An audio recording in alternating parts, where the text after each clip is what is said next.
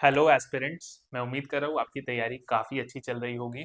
कई सारे स्टूडेंट्स ने मुझे ये वाला मैसेज किया कि सर 75 या 80 क्रॉस करने के लिए किसी सब्जेक्ट में क्या रेसिपी होनी चाहिए।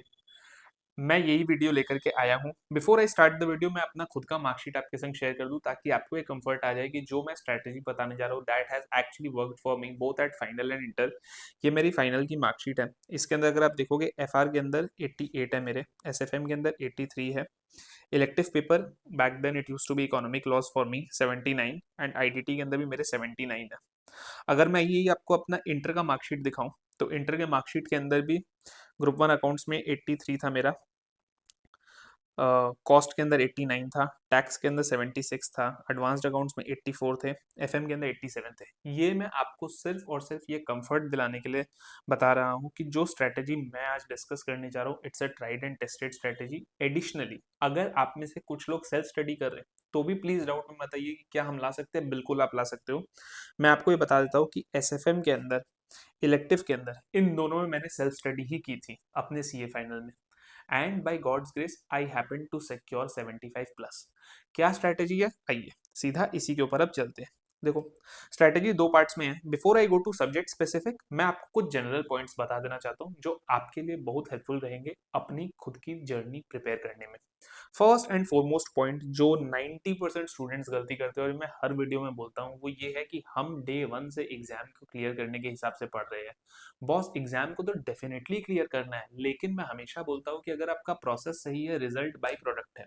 सबसे पहले जिन सब्जेक्ट्स के अंदर आपको जो प्रैक्टिकल सब्जेक्ट्स है, और ऐसे भी आप मानो आपके 6 सब्जेक्ट है, अगर आपको रैंक लेकर के आना है तो आपको 3 सब्जेक्ट्स के अंदर 70-80 को क्रॉस करना ही पड़ेगा।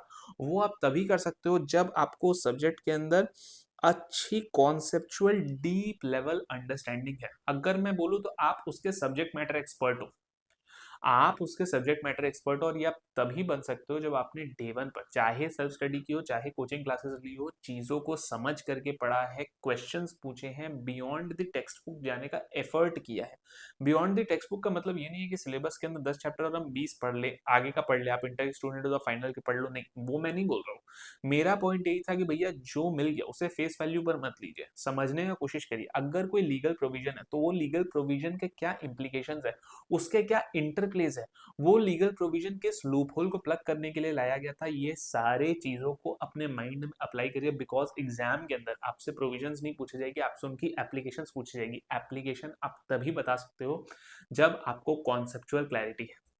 This is point number one. Majority लोग यही गलती कर रहे हैं। पॉइंट नंबर टू क्या है, जिन सब्जेक्ट्स में अगर आपको 70 या 80 क्रॉस करना है, बिलीव मी उन सब्जेक्ट्स के अंदर आपको ये मान करके चलना पड़ेगा कि आपका आइडियल रिवीजन होता है 4 revisions. 4 is an ideal revision, और जैसा कि मैंने पहले भी बोला, रिवीजन मीन्स रिविजन, मतलब आपको फर्स्ट टाइम जो है एक अच्छे से डिटेल में पढ़ना ही है।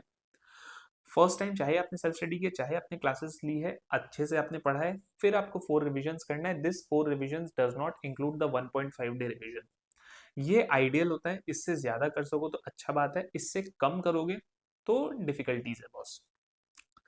मॉक टेस्ट्स, बिकॉज देखो ultimately it is you who has to give an right an exam in the exam hall. तो भैया उस चीज को पहले फेस करो ना, तो एटलीस्ट 2 फुल मॉक्स लिखिए आप।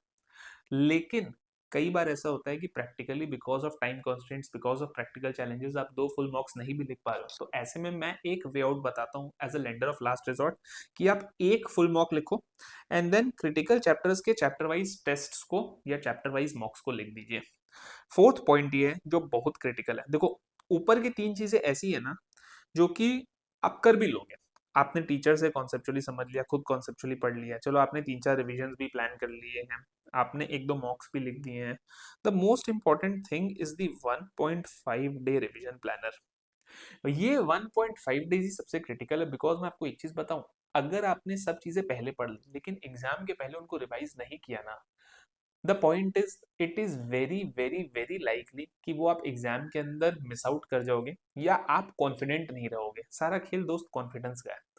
इसीलिए अपने 1.5 डेज के पूरे रिवीजन को सीक्वेंस, टाइम अलॉटमेंट और क्या कैटेगरीज के टॉपिक्स आपको पहले उठाने हैं, किन्हें बाद में उठाने हैं, किस टॉपिक्स में सिर्फ इंपॉर्टेंट एडजस्टमेंट्स देखने हैं, किसमें कॉन्सेप्ट्स रिवाइज करने हैं, किसमें सिर्फ इंपॉर्टेंट क्वेश्चंस देख के जाने, वो सारे चीजों को पहले प्लान कर लो।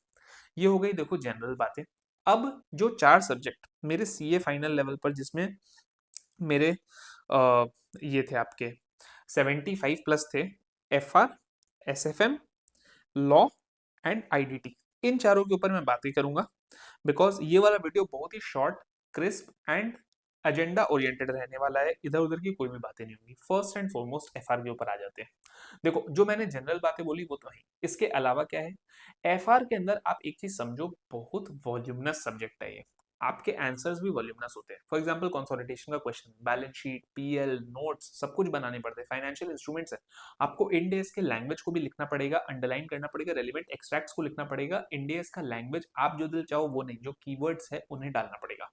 यहाँ पर writing practice is a must, और राइटिंग प्रैक्टिस आप एग्जाम के 2 महीने पहले, 3 महीने पहले नहीं कर सकते हो। अक्सर स्टूडेंट्स एफआर को ही अपना फर्स्ट सब्जेक्ट बनाते हैं कोचिंग लेने के लिए। जब आप करते जा रहे हो रेगुलरली सम्स को सॉल्व करते जाओ। First and foremost is a writing practice is a must in FR. Second क्या है भाई, ऐसे तो आईसीआई मटेरियल सभी में कवर करना है, लेकिन एफआर के अंदर इट्स अ मस्ट। और इसके लिए ना मैं तुमको अपने रियल लाइफ की एक स्टोरी बताता हूँ, ठीक है। सीए फाइनल दिसंबर 2021 अटेम्प्ट है मेरा। एफआर का पहला पेपर था। एफआर के एग्जाम के एक रात पहले मैंने एफआर को 5 डेज दिए थे, तो मेरा सिलेबस कंफर्टेबली कंप्लीट हो चुका था एक रात पहले। बस एक दो कुछ छोटे मोटे इंडेज देखने बाकी थे, जो मैंने सोचा था कि मैं एग्जाम डे मॉर्निंग में देखूंगा। तो मेरे माइंड में यही था कि अभी मैं क्या करूं। तो ऐसे ही मैंने इंस्टीट्यूट का वेबसाइट खोला, और मई 2022 यानी कि जो अपकमिंग अटेम्प्ट था, मेरे एग्जाम के बाद वाला अटेम्प्ट, मैंने देखा कि उसका स्टडी मटेरियल इंस्टीट्यूट ने उसी समय डाला। मैं उसको खोला और मैंने देखा कि इंस्टीट्यूट ने क्या क्या चेंजेस किए हैं। तो उसमें ना स्टार्टिंग में एक सेक्शन रहता है जिसमें इंस्टीट्यूट बताती है कि उन्होंने मानो क्वेश्चन नंबर 1.4 नया ऐड किया, क्वेश्चन नंबर 1.5 को मॉडिफाई किया, ऐसे कर करके इंस्टीट्यूट लिखती है। यू वोंट बिलीव, लगभग लगभग 10 questions test your knowledge section के अंदर इंस्टीट्यूट ने ऐड किए थे, और उस 10 क्वेश्चंस को मैंने वहीं पर ही सॉल्व किया। कुछ कुछ ट्रिकी एडजस्टमेंट्स, कुछ नए एडजस्टमेंट्स मिले मुझे।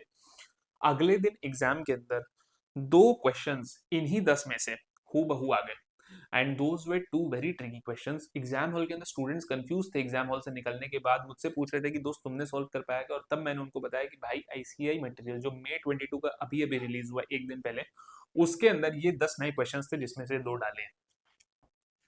तो मेरा पॉइंट आपको बस इतना ही बोलना है कि प्लीज आईसीएआई मटेरियल को एक बार अच्छे से देख लेना, कि आप उसके सारे क्वेश्चंस तो कर पा रहे हो कि नहीं कर पा रहे हो, कोई भी क्वेश्चन वहां का नहीं छूट जाए। फाइनेंशियल रिपोर्टिंग, जैसा मैंने पहले भी बोला कि भाई ऑल्दो आपके पास 4 to 5 डेज रहेगा एग्जाम के पहले रिवाइज करने के लिए, लेकिन स्टिल प्लीज एबीसी एनालिसिस को फॉलो करिएगा। बिकॉज एफआर के अंदर ना एक बड़ा सेट पैटर्न है। कंसोलिडेशन आएगा ही आएगा, कैटेगरी ए है। फाइनेंशियल इंस्ट्रूमेंट्स आएगा ही आएगा, कैटेगरी ए है। तो जहां पर सेट पैटर्न है दोस्त, वहां पर ये गलती नहीं करनी है, एबीसी एनालिसिस को छोड़ देने की एकदम भी नहीं करनी है। और जैसा कि मेरा फोर्थ पॉइंट है, एफआर के अंदर आपके पास ये लग्जरी है। एफआर डेफिनेटली आपका वो सब्जेक्ट होना चाहिए जिसमें आपको 80 प्लस टारगेट करने का है। मेरे इंटर फाइनल दोनों के अंदर अकाउंट्स के अंदर 80 प्लस थे। Purely one of the main factors for that was मैंने एग्जाम के पहले लगभग लगभग 5 दिन दे दिए थे। आप भी दे सकते हो यार। सी, बाकी एग्जाम्स के अंदर you are forced to have 1.5 days. This is the only exam where you have that luxury, then take that luxury. Because यहाँ पर अगर आप अच्छे से स्कोर कर लोगे ना, आपके बाकी सब्जेक्ट्स के बर्डन कम हो जाएंगे। देखो ये हो गई एफआर की बात। अब आ जाते हैं एएफएम पर। हमारे टाइम पर ये एसएफएम था। एसएफएम मैंने सेल्फ स्टडी से किया था, मैंने कोई कोचिंग नहीं ली थी एसएफएम की। आप भी अगर सेल्फ स्टडी से करो, घबराओ मत, एकदम पॉसिबल है। क्या करना है, कॉन्सेप्ट तो डेफिनेटली आपको करना है। राइटिंग प्रैक्टिस जैसा मैंने एफआर में बोला, मैं यहाँ पर एम्फेसाइज नहीं करूंगा। Writing practice and ICI material same है, बिकॉज सी यहाँ पर आईसीएआई अपने पास्ट क्वेश्चंस को पीछे पीछे जा करके 7-8 अटेम्प्ट पहले की आरटीपी से उठा करके क्वेश्चन दे देता है। सो भर भर के राइटिंग प्रैक्टिस करो, भर भर के आईसीआई के क्वेश्चंस देखो। लेकिन 2 इंपॉर्टेंट बातें जो एसएफएम के अंदर मैं एफआर से अलग बताने जा रहा हूँ, गौर से सुनिएगा। नंबर 1 क्या है, एसएफएम के अंदर अक्सर इंस्टीट्यूट पेपर लेंदी करती है। एएफएम, सॉरी मैं बार बार एसएफएम बोल रहा हूँ बिकॉज मेरे टाइम पर एसएफएम था। एएफएम के अंदर इंस्टीट्यूट कई बार लेंदी पेपर देती है। आपको पता है लेंदी पेपर के अंदर आपको सबसे ज्यादा टाइम क्या चीज देगा, the ability to swiftly do calculator calculations. इसके अंदर 2 पॉइंट मैं बोलूंगा। मैंने कई सारे स्टूडेंट्स को देखा है वो कैलकुलेटर के ऊपर इतने ज्यादा डिपेंडेंट है कि सिंपल सिंपल कैलकुलेशन अगर एग्जाम के अंदर आ गया 350 प्लस 200 भी उनको कहीं करना है ना, वो कैलकुलेटर में डालेंगे। बिकॉज उनकी माइंड वैसे हार्डवायर हो गई है कि हमें हर चीज को कैलकुलेटर में डाल के करना है। प्लीज वो गलती में मत जाइए, वो तरीका सही नहीं है। A lot of mental calculations आपको करने होंगे, जिन्हें कैलकुलेटर में करना है उन्हें भी आपको पता होना चाहिए अगर लेंथी पेपर आ जाए तो you should be very hands on with your calculator. आपका अपना एक फिक्स कैलकुलेटर रखिए, उसी कैलकुलेटर में सारे कैलकुलेशंस करिए, be very very very hands on with it. ये बहुत हेल्प करेगा। अभी नहीं समझ में आ रहा है, जितना ज्यादा प्रैक्टिस करोगे उतना फायदा होगा। एडिशनली एक चीज और याद रखिएगा, एसएफएम के अंदर बहुत सारे क्वेश्चन ऐसे हैं जिन्हें आप कैलकुलेटर पर ही सॉल्व करके अपने खुद के रिवीजन के समय आगे बढ़ सकते हो। तो प्लीज अगर आपका कैलकुलेटर के संग आपकी अगर अच्छी दोस्ती है ना, एसएफएम एएफएम के अंदर आपको बहुत हेल्प करने वाली है।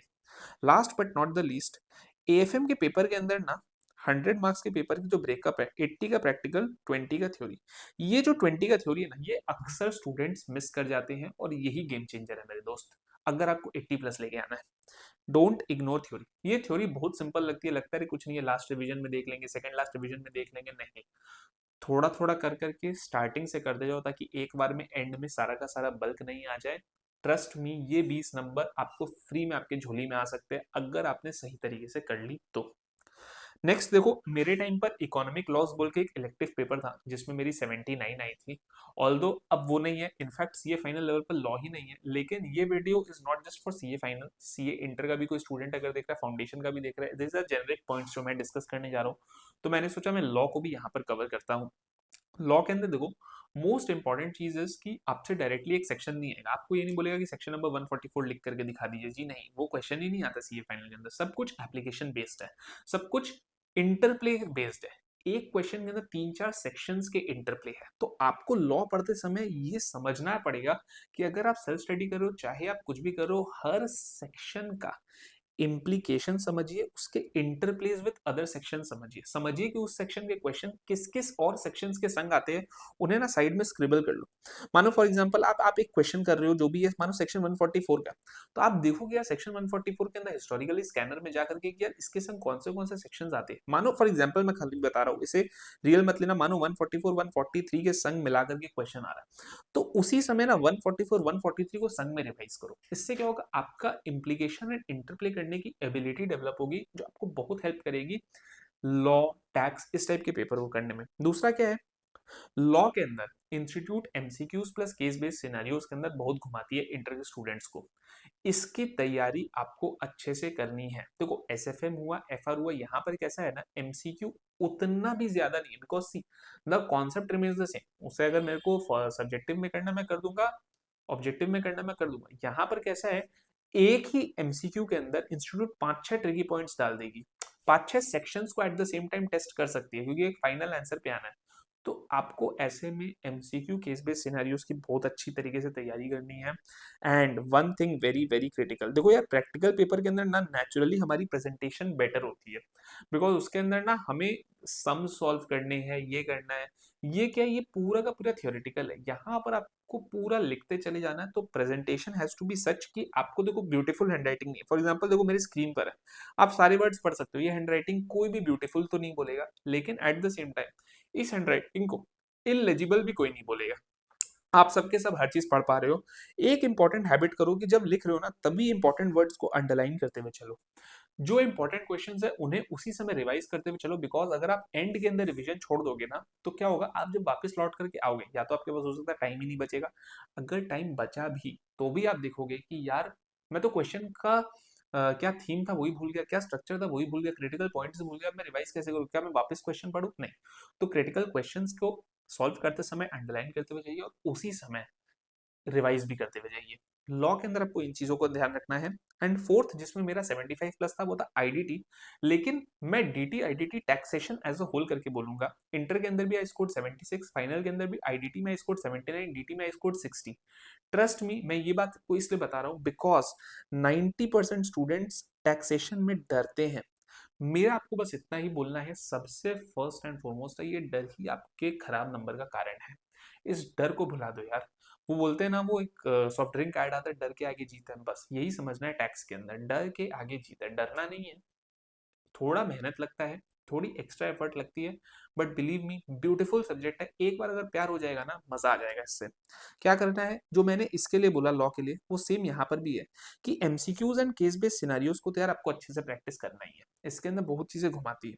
लेकिन टैक्स के अंदर ना मैं आपको एक चीज बोलूंगा, और एमसीक्यूज के अंदर वो है क्वेश्चन फर्स्ट अप्रोच। क्या है, एक केस बेस्ड सिनारियो है, लंबा चौड़ा पैराग्राफ इंस्टीट्यूट ने दे दिया, दुनिया भर के डेटा पॉइंट्स दे दिए, पीछे मानो नीचे 2 क्वेश्चंस 3 क्वेश्चंस 4 क्वेश्चंस पूछ लिए। आप पहले उन क्वेश्चंस को देखो ताकि आपको ये क्लियर हो जाए मुझे ऊपर पढ़ते समय किन किन डेटा पॉइंट्स जो मेरे रेलिवेंट है उनको आइडेंटिफाई करना है। पॉइंट नंबर 1 क्यों इंपॉर्टेंट है, बिकॉज उस पैराग्राफ के अंदर हो सकता है 4 to 5 डेटा पॉइंट्स ऐसे होंगे जो कि कंप्लीटली इरेलीवेंट होंगे, सिर्फ और सिर्फ एज अ ट्रैप रख करके रखा है ताकि आप फंस जाओ। आपको फंसना नहीं है, एकदम भी फंसना नहीं है। उस समय ये आइडेंटिफाई कर लेना है कि बॉस मुझे जो रेलिवेंट डेटा पॉइंट्स चाहिए सिर्फ उन्हीं को देखना है, ताकि आपका टाइम बचेगा। उस टाइम को आप सब्जेक्टिव वाले के अंदर अपना प्रेजेंटेशन इंप्रूव करने में, ठंडे दिमाग से सॉल्व करने में कर सकते हो। एंड मेरा लास्ट पॉइंट, जो कई सारे बच्चे गलती कर रहे हैं और बहुत भुगतते हैं, वो है अमेंडमेंट्स को इग्नोर कर देते हैं। देखो, टैक्स चाहे डायरेक्ट टैक्स हो चाहे जीएसटी हो, अमेंडमेंट्स बहुत सारे आते हैं और वो आते ही रहेंगे। It's a dynamic and evolving law. Amendment से 90% से ज्यादा की प्रोबेबिलिटी होती है इंस्टीट्यूट की क्वेश्चन पूछने की, और स्टूडेंट्स अक्सर अमेंडमेंट्स या तो इग्नोर कर देता है या फिर लास्ट के मंथ में या लास्ट के वीक में बस ऊपर ऊपर से देख करके चला जाता है। नहीं बॉस, अमेंडमेंट्स का प्रैक्टिकल इम्प्लीकेशन समझना है, उसका एप्लीकेशन समझना है, एंड मोर देन दैट ये खुद से दिमाग लगाना है कि यार इस अमेंडमेंट्स के कारण मेरे कौन से टॉपिक्स या कौन से चैप्टर्स के ऊपर इम्पैक्ट आएगा एंड उनके किस टाइप के क्वेश्चंस बन सकते हैं, उन्हें अगर मैं सोच लूं। आप अगर ये कर लोगे ना, आप एग्जाम हॉल के अंदर एक एडवांटेज में जा रहे हो, बिकॉज यही चीज क्वेश्चन पेपर के अंदर बन करके आएगी, तो आपको हेड स्टार्ट मिलेगा। प्लीज अमेंडमेंट्स मत इग्नोर करिए, राइटिंग प्रैक्टिस करिए, मॉक्स लिखिए, 4 रिविजन्स की टारगेट रखिए। Trust me, if you are able to score 75 और 80 plus in 3 out of your 6 subjects, believe me आपके रैंक की 50% बाजी तो आपने वही मार ली।